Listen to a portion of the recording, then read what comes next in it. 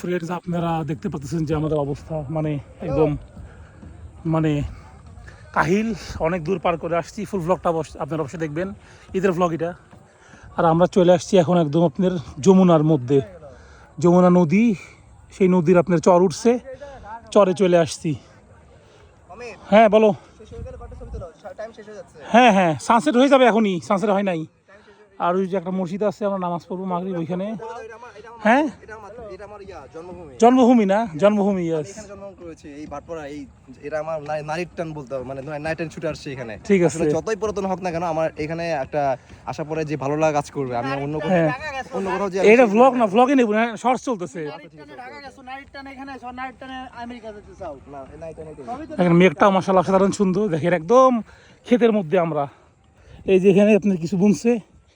So far so good. দেখা হবে আবার। আসসালামু আলাইকুম রহমতুল্লাহি ওয়া বারাকাতুহু।